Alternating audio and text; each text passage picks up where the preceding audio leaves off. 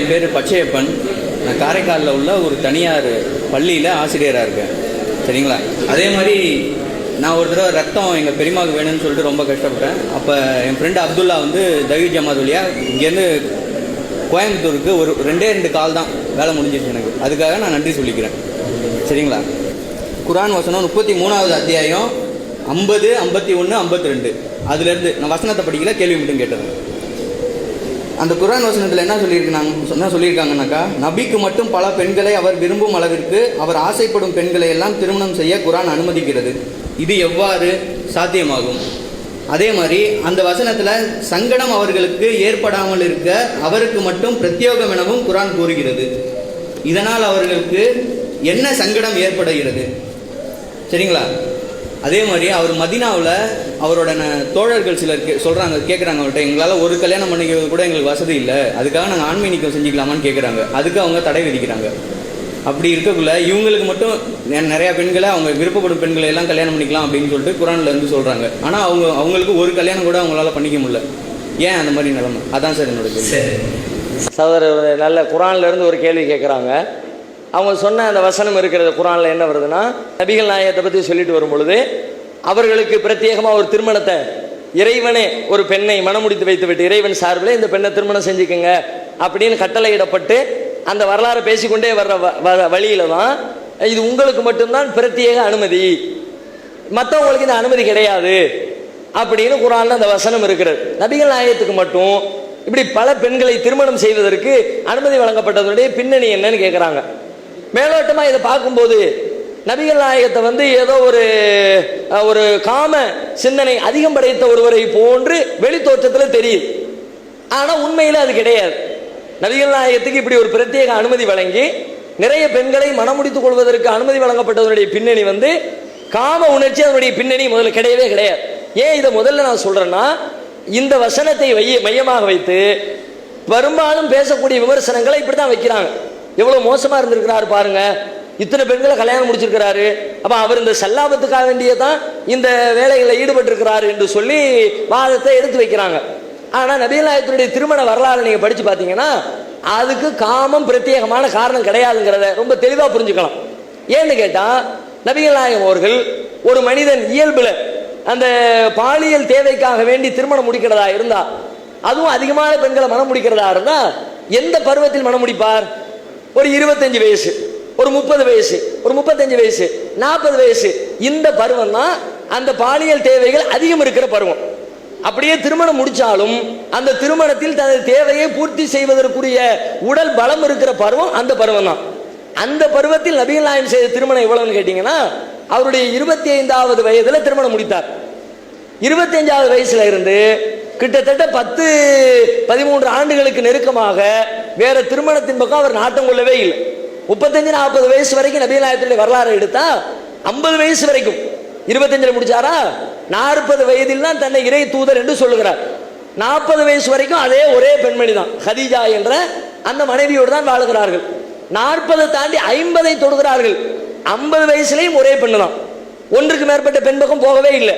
அவர்களுடைய 50வது வயசுடைய நெருக்கத்தில் முதல் மனைவி இறந்து விடுகிறார்கள். அப்பதான் 2வது திருமணத்திற்கான பேச்சுவார்த்தையை நடத்தி 53வது வயதிற்கு பிறகு 2வது திருமணத்தை செய்கிறார்கள். அப்ப 2வது திருமணம் செய்யக்கூடிய காலமே ஓரளவுக்கு மனுஷன் அந்த முதுமையை தொட்டு பார்க்கக்கூடிய காலத்துல தான் 2வது திருமணத்தின் போயிருக்கிறாங்க. நெசமா காமமா இருந்தா அதுக்கு முந்தைய காலகட்டத்தில் அவர் தேர்வு செய்திருப்பார் என்பது முதல். அதற்கு பிறகு இன்னொரு செய்தி என்னன்னு கேட்டா, சரி காமத்திற்காக வேண்டி 50 பேரை முடிக்க கூடாதா அப்படின்னு கூட ஒரு கேள்வியை முன் வைக்கலாம். அப்படி வச்சா அதுக்காக வேண்டி தேர்ந்தெடுக்கக்கூடிய பெண்கள் எப்படி இருப்பாங்க? என்னுடைய பாலியல் தேவைக்காக வேண்டி நான் திருமணம் செஞ்சால் அந்த தேவையை பூர்த்தி செய்து கொள்ளக்கூடிய பருவத்தில் இருக்கிற பெண்களை தான் தேர்வு செய்வேன். அவர் தேர்வு செஞ்ச பட்டியலெல்லாம் எடுத்து பாருங்க. 10 மனைவியர்கள் நபிகள் நாயகம் கல்யாணம் முடிச்சிருக்கிறாங்க. ஒரே ஒரு பெண்ணை தவிர மற்ற எல்லா பெண்களுமே வயது முதிர்ந்த பெண்கள். வயது முதிர்ந்தவர்கள் என்பதை விட விதவை பெண்கள். முதல் திருமணத்தை எடுத்துங்க, ஹதீஜான்னு சொல்றோமே, நபிகள் நாயகத்தை ஹதீஜா அவர்கள் திருமணம் செய்யும் பொழுது ஏற்கனவே 2 பெண்கள் 2 ஆண்களை திருமணம் செய்து விவாகரத்தாகி 3வதாகத்தான் நபிகள் நாயகத்தை கட்டுறாங்க. அப்ப முதல் கல்யாணமே பாலியல் தேவைன்னு சொல்ல முடியாத வயசு அடிபட்டு போகிறது. ரெண்டாவது நபிகள் நாயகம் 25 வயசுல கல்யாணம் முடிக்கும் போது அவங்களுடைய முதல் மனைவியினுடைய வயசு 40 வயசு. 40 வயது பெண்ணை தான் முதல் மனைவியாக தேர்வு செய்கிறார்கள்.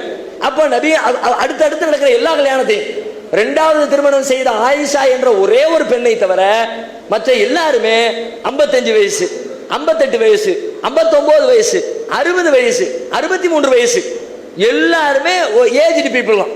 அத பாலியல் தேவைக்கு இவங்க ஒத்து வர மாட்டாங்கன்னு சொல்லுவோமே, அப்படிப்பட்ட பருவத்தில் இருக்கிறவர்களை தான் அதிகமாக நபிகள் நாயகம் மணம் முடித்தார்கள். ஒரே ஒரு பெண் மட்டும்தான் கன்னி பெண்ணாக விதவை ஆகாமல் சிறு வயதிலே இருந்த ஒரு பெண்ணை நபிகள் நாயகம் மணம் முடித்திருக்கிறார்கள். அதை வச்சு பார்க்கும் பொழுதும் பாலியல் தேவைக்காக வேண்டி நடந்ததான அவங்களுடைய திருமணத்தை கொச்சைப்படுத்தவே முடியாது. அப்போ பாலியலுக்கு பண்ணலன்னா வேற எதுக்கு தான் பண்ணினாங்க? அந்த காரணத்தை விளக்கணும்ல. அது எதற்கு பண்ணினார்கள் என்றால், மற்றவர்களை விட நபிகள் நாயகத்துக்கு வித்தியாசமான சில விஷயங்கள் இருக்கிறது. நபிகள் நாயகம் அவர்களுடைய வாழ்க்கையினுடைய ஒவ்வொரு அம்சமும் உலகத்தில் வாழக்கூடிய எல்லா முஸ்லிம்களுக்கும் வழிகாட்டுதலாக முன்வைக்கப்படுகிறது. நபிகள் நாயகம் எப்படி வாழ்ந்தாங்களோ அப்படி நாங்கள் வாழணும். வாழ்க்கைனா எது வாழ்க்கை? அவங்க எப்படி வியாபாரத்தில் ஈடுபட்டார்களோ அதே போல நாங்கள் வியாபாரம் செய்யணும். அவர்கள் எப்படி இறை வழிபாடு செய்தார்களோ அதே போல இறை வழிபாடு செய்யணும். அவர்கள் எப்படி சமூக வேலைகளில் ஈடுபட்டார்களோ அது மாதிரி சமூக வேலைகளை செய்யணும். அவங்க எப்படி குடும்ப வாழ்க்கை நடத்தினார்களோ அது மாதிரி நாங்களும் குடும்ப வாழ்க்கை நடத்தணும். குடும்ப வாழ்க்கை என்ன? ஒரு மனுஷனுடைய ஒரு 40-50% வாழ்க்கை பிரச்சனை குடும்பத்துக்குள்ளதான் இருக்கிறது. திருமணம், குடும்ப உடல் உறவு, குழந்தையை பெற்றெடுப்பது, சாப்பிடுவது, தூங்குவது, மனைவி மக்களோடு உரிய நட்பை வெளிப்படுத்துவது, கிட்டத்தட்ட 50% வாழ்க்கையின் பகுதி குடும்பத்துக்குள்ளதான் இருக்கிறது.